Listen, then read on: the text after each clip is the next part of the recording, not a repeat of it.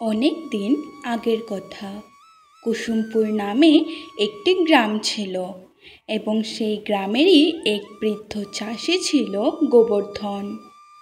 গোবর্ধন তার একমাত্র ছেলে অরিন্দমকে নিয়ে সেই কুসুমপুর গ্রামে বাস করত। তার স্ত্রী গত হয়েছে কয়েক বছর আগেই। একদিন গোবর্ধন কাজ সেরে বাড়ি ফিরলে তার ছেলে তাকে বলে, বাবা, তোমায় কতবার বলবো, ওই জমিদারের জমিতে তোমাকে আর চাষ করতে হবে না। ওই জমিদার ইচ্ছে করে সবাইকে দিয়ে অনেক বেশি বেশি কাজ করায়, কিন্তু পয়সা দেবার বেলায় তার যত কিপটেমি। বাবা, আমরা তো আমাদের জমিতেও চাষ করতে পারি, এতে আমাদের আয়ও অনেক বেশি হবে এবং আমরা ভালোভাবে খেতেও পারবো। ছেলের মুখে এই কথা শুনে গোবর্ধন তখন তাকে বলেন, আমি কি শখে জমিদারের জমিতে কাজ করি রে?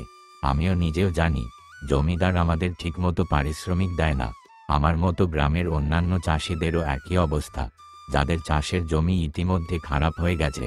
জমিদার ইচ্ছে করে তাদেরকে দিয়ে তার জমিতে অল্প পয়সায় কাজ করিয়ে নেয়, কারণ জমিদার ভালো করেই জানে সে ছাড়া আমাদের মতো চাষিদের আর কোনো গতি নেই। বাবার মুখে এই কথা শুনে অরিন্দম তখন বলে, বাবা, আমি তাও একটা শেষ চেষ্টা করে দেখতে চাই। আমি কালকে থেকে জমিদারের জমিতে আর চাষ করতে যাব না। আমি জানি আমাদের জমিতে ধান চাষ করার আর উপযোগী নেই, তাই আমি জমিতে অন্য কিছু চাষ করব। ছেলের মুখে এই কথা শুনে তখন গোবর্ধন তাকে বলেন, তুই তো ভালো করে জানিস আমাদের এই কুসুমপুর গ্রাম ধান চাষের জন্যই বিখ্যাত। এখানে প্রত্যেকটি চাষি শুধুমাত্র ধান চাষ করে। আমাদের জমিতে আমরা সবজি ফলাতে পারবো না। সবজি ফলানোর জন্য আমাদের জমি উপযোগী নয়। তাহলে তুই কি চাষ করার কথা বলছিস? বাবার মুখে এই কথা শুনে তখন অরিন্দম বলে, বাবা, আমি আমাদের জমিতে ভুট্টার চাষ করব। আমি চেষ্টা করে দেখব বাবা। জমিদারের জমিতে বিনে পয়সায় খাটার চেয়ে ভালো একবার নিজের জমিতেই কিছু ফলানোর চেষ্টা করি।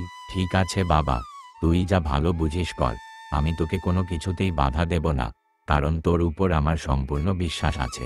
আসলে অরিন্দম ও তার বাবা জমিদারের চাষের জমিতে চাষ করে তাদের পেট চালাতো। কিন্তু তাদের জমিদার অনেক লোভী ও কিপটে প্রকৃতির ছিল। সে কাউকেই তার পারিশ্রমিক ঠিকমতো দিত না। তারপর অরিন্দম যায় তাদের চাষের জমিতে। আমি কাল থেকেই কাজে লেগে পড়ব। আমাকে যে করেই হোক এই জমিতে ভুট্টা ফলাতেই হবে। বাবার বয়স হয়েছে, ওনাকে আর ওই শয়তান জমিদারের জমিতে চাষ করতে দেওয়া যাবে না। পরের দিন থেকেই অরিন্দম তার কাজ শুরু করে দেয়। সে প্রথমে জমিটাকে খুঁড়ে তাতে ভুট্টার চারা রোপণ করে। তারপর সে গাছগুলি ধীরে ধীরে যত্ন নিয়ে সেইগুলোকে অনেক বড় করে তোলে এবং সেগুলিতে ফল ধরারও সময় চলে আসে। আর এইদিকে একদিন সকালে একটি লোক জমিদারের বাড়িতে যায়।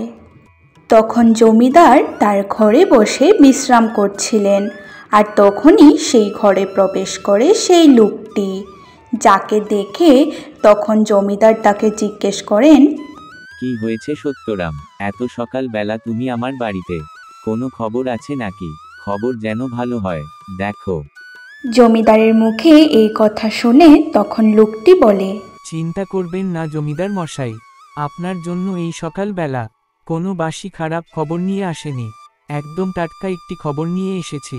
আপনার জমিতে গোবর্ধন নামে যে চাষিটি চাষ করে, তার ছেলে তাদের নিজস্ব জমিতে ভুট্টার ফলন ঘটিয়েছে। দেখে তো মনে হচ্ছে অনেক লাভ হবে। বাহ, এটা তো দেখি অনেক ভালো খবর নিয়ে এসেছিস। ফলাতে দে, আমিও তো চাই ওর জমিতে অনেক ফসল হোক। কারণ ওর জমিতে যত বেশি ফসল হবে, আমার পকেটে তত বেশি টাকা আসবে। আর এইদিকে কিছুদিন পরেই অনির্বাণের ক্ষেতে অনেক বেশি ভুট্টার ফলন হয়। আমি পেরেছি। আমাদের এই জমিতে আমি ভুট্টার ফলন ঘটাতে পেরেছি। এখন আর বাবাকে কষ্ট করে ওই জমিদারের জমিতে গিয়ে বিনে পয়সায় খাটতে হবে না। এই ভুট্টা বিক্রি করে আমরা অনেক টাকা আয় করতে পারবো। আর এইদিকে সেদিনই জমিদার অরিন্দমের বাবাকে ডেকে পাঠায়। তখন অরিন্দমের বাবা বলেন, বলুন জমিদার মশাই, আপনি আমায় ডেকে পাঠিয়েছিলেন? তখন জমিদার গোবর্ধনকে বলেন, হ্যাঁ, শুনলাম তোমার ছেলে অনেক ভুট্টার ফলন করেছে এই বছর। তাই তুমি তোমার ফলনের 80% আমায় দিয়ে দেবে। কারণ তুমি আমার কাছ থেকে অনেক পয়সা ধারে নিয়েছো। এখনো তার 1% সুদ করনি, তাই তোমার ফসলের 80% আমার। এরকম করবেন না জমিদার সাহেব, আমি আপনার সব টাকা শোধ করে দেব। আমার ছেলে বাজারে ভুট্টাগুলি বিক্রি করলে যা টাকা পাবো সেখান থেকে আপনার ধার শোধ করে দেব। আমার ছেলে অনেক কষ্ট করে এই ভুট্টার ফলন ঘটিয়েছে, দয়া করুন একটু আমার উপরে। দেখ গোবর্ধন, তোর জমিতে যতটুকু ফসল আছে, তুই যদি আরো 20টি জমিতে একই ফসল ফলন করিস, তাহলেও তোর ঋণের 20% পূরণ হবে না। তাই আমি যা বলছি ভালোয় ভালোয় মেনে নে। জমিদারের মুখে এই কথা শুনে গোবর্ধন বুঝতে পারেন তার আর কিছু করার নেই, তাই তিনি সেখান থেকে চলে যান। সেদিন বাড়ি যাওয়ার পথে গোবর্ধন তখন বলেন, ছেলেটা এত কষ্ট করে, দিনরাত পরিশ্রম করে ফসলগুলি ফলিয়েছে, এখন তাকে কিভাবে বলবো ওইগুলি জমিদার সাহেব নিয়ে নিবেন? এই সব কিছুর জন্য আমি ওই দায়ী। তার পরের দিন সকালবেলায় জমিদারের লোক এসে অরিন্দমের জমি থেকে ভুট্টা কেটে নিয়ে যেতে শুরু করে। আর এই সমস্ত কিছু লুকিয়ে লুকিয়ে দেখছিল অরিন্দমেরই এক বন্ধু। তখন সে তাড়াতাড়ি করে অরিন্দমদের বাড়িতে যায় এবং তাকে ডাকতে থাকে। অরিন্দম, ঘরে আছিস নাকি? আমি নির্মল বলছি। বন্ধুর গলার আওয়াজ শুনতে পেয়ে অরিন্দম ঘর থেকে বেরিয়ে আসে এবং জিজ্ঞেস করে, কিরে নির্মল, এত সকালে তুই আমার বাড়িতে? সব কিছু ঠিক আছে তো? হ্যাঁ রে, আমার বাড়িতে সব কিছু ঠিক আছে, কিন্তু আমি এক্ষুনি দেখে আসলাম জমিদারের কিছু লোক তোর ভুট্টার জমি থেকে সব ভুট্টা তুলে নিয়ে যাচ্ছে, তোর জন্য তো কিছুই রাখছে না। বন্ধুর মুখে এই কথা শুনে অরিন্দম দৌড়ে তার জমির দিকে যেতে থাকে। মাঝপথে অরিন্দমের সাথে দেখা হয় জমিদারের লোকের। তখন সে তাদের বলে, আপনারা আমার অনুমতি ছাড়া আমার জমির সব ফসল কোথায় নিয়ে যাচ্ছেন?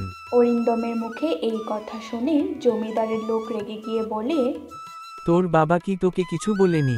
কাল জমিদার তোর বাবার সাথে কথা বলেছেন, তোর জমির 80% ফসল এখন জমিদারের। তখনই অরিন্দম গিয়ে তার বাবাকে এই ব্যাপারে জিজ্ঞেস করে। বাবা, তুমি কেন সব ফসল জমিদারকে দিয়ে দিলে? তুমি জানো না ওই ফসলগুলি আমি কত কষ্ট করে ফলিয়েছি।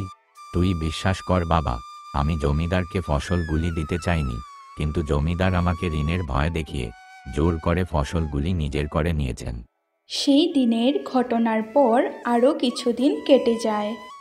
একদিন হঠাৎ করেই অরিন্দমের বাবা অনেক অসুস্থ হয়ে পড়েন। এর ফলে অরিন্দমও অনেক ভেঙে পড়ে। তারপর অরিন্দম গ্রামের বৈদ্যকে তাদের বাড়ি ডেকে নিয়ে আসে। গ্রামের বৈদ্য তার বাবাকে দেখে তখন অরিন্দমকে বলেন, দেখো অরিন্দম, তোমার বাবার অনেক জটিল একটি রোগ হয়েছে। এই রোগের ওষুধ আমার কাছে নেই। এর আগে গ্রামের অনেকেরই এই রোগ হয়েছে, কিন্তু কেউই বাঁচেনি। এই রোগের একমাত্র ওষুধ পশ্চিমের সেই জাদু জঙ্গলে পাওয়া যায়, যেটি দেখতে ছোট নীল রঙের ফুলের মতো হয়। একমাত্র সেই ফুলের রস খেলেই তোমার বাবা সুস্থ হবেন। কিন্তু সেই জঙ্গল মোটেই নিরাপদ নয়। আজ পর্যন্ত সেই জঙ্গলে যতই সেই ওষুধি ফুল আনতে গেছে, কেউ জীবিত ফিরে আসেনি। আর সেই ফুল শুধুমাত্র রাতেই পাওয়া যায়। বৈদ্যর মুখে এই কথা শুনে তখন অরিন্দম বলে, আপনি চিন্তা করবেন না বৈদ্য মশাই, আমি কাল সকালের মধ্যেই আপনাকে সেই ফুল নিয়ে এসে দেব। আমি আমার বাবার জন্য সব কিছু করতে পারি। সেদিন রাতেই অরিন্দম রওনা হয় সেই ঔষধি ফুলের উদ্দেশ্যে। সে ধীরে ধীরে জঙ্গলের অনেক গভীরে প্রবেশ করে। মনে তো হচ্ছে জঙ্গলের অনেক গভীরে প্রবেশ করে ফেলেছি। জঙ্গলের অন্য দিক থেকে এই দিকটা একটু অদ্ভুত ধরনের লাগছে, যাই সামনে আর একটু এগিয়ে দেখি। এই কথা বলে অরিন্দম সামনে এগিয়ে যায়। এরপর অরিন্দম যখন জঙ্গলের আরও গভীরে প্রবেশ করে তখন সে একটি অদ্ভুত জায়গায় এসে পৌঁছয়। সে সেই অদ্ভুত জায়গাটিকে দেখে তখন বলে,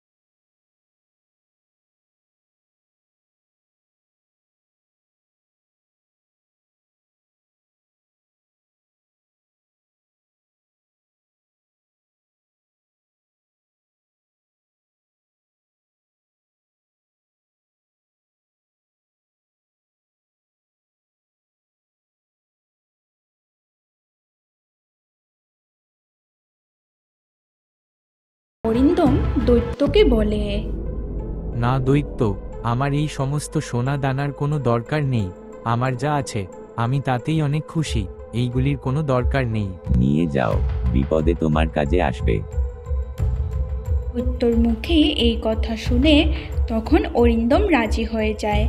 তারপর সে সেখান থেকে কিছু পরিমাণ সোনা নিজের কাছে নিয়ে নেয়। তারপর সে ফিরে এসে দৈত্যকে বলে, এখন আমায় যেতে হবে দৈত্য। পরের দিন সকালবেলা অরিন্দম বৈদ্যমশাইকে সেই ঔষধি ফুল এনে দেয়। তারপর বৈদ্যমশাই সেই ঔষধি ফুল দিয়ে অরিন্দমের বাবার চিকিৎসা শুরু করেন। তার কিছুদিন পরেই অরিন্দমের বাবা পুরোপুরি সুস্থ হয়ে ওঠেন। হ্যালো দোস্ত, আমি হলাম এঞ্জেল। এই তো হলো আজকের গল্প। আজকের এই গল্প তোমাদের কেমন লাগলো তা নিচের কমেন্ট বক্সে অবশ্যই জানিয়ে যাবে।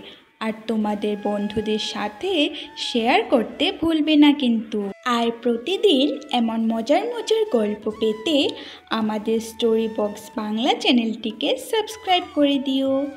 বন্ধুরা, তোমরা প্রতিদিনই আমার ভিডিও দেখো কিন্তু কেউই সাবস্ক্রাইব করো না। একটা সাবস্ক্রাইব করে দিও। টাটা।